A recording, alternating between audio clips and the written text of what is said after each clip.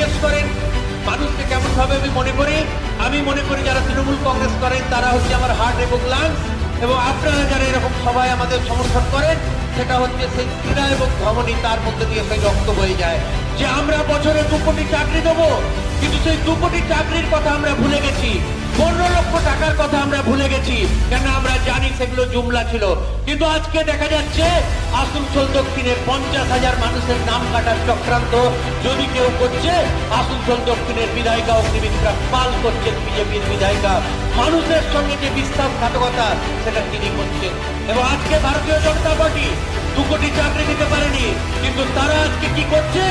মানুষের অধিকার কেড়ে নেওয়ার জন্য, মানুষের নাগরিকত্ব কেড়ে নেওয়ার জন্য আজ তারা লড়ছে।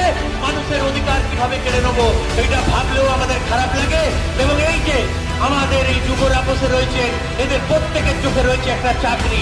আমি আজকে লক্ষ্মী ভান্ডার নিয়ে বলবো না, স্বাস্থ্য সাথী নিয়ে বলবো না, পশ্চিমবঙ্গে চলা 72টা স্কিম নিয়ে বলবো না, কেন আপনারা প্রত্যেকে জানেন পশ্চিমবঙ্গে কিভাবে 72টা স্কিম চলছে, যেটা ভারতবর্ষের কোথাও চলে না। আপনাদের প্রত্যেকে জানেন, কিন্তু আজকে যেটা সবচেয়ে বড় সেটা হচ্ছে নাগরিকদের অধিকার কেড়ে নেওয়ার চক্রান্ত। এই চক্রান্ত যেটা চলছে, এর বিরুদ্ধে আমাদের এই প্রতিবাদ সভা। আপনার নাগরিকত্ব কেড়ে নেওয়ার জন্য যে চক্রান্ত চলছে তার বিরুদ্ধে আমাদের প্রতিবাদ সভা। এই প্রতিবাদ সভায় সামিল হয়েছেন আপনি, আমি, সবাই। কেন নাগরিকত্বের অধিকারটা আজ কেড়ে নেওয়া হচ্ছে। প্রথমে করা হলো নোটবন্দি, আপনার টাকা কেড়ে নেওয়া হলো, তারপর জিএসটি। এইগুলো মানুষ ভুলে গেছে, মানুষ সেই আঘাত থেকে এখনো উঠতে পারেনি, কিন্তু আজকে তার উপরে সর্বোপরি নাগরিকত্বের অধিকার কেড়ে নেবে।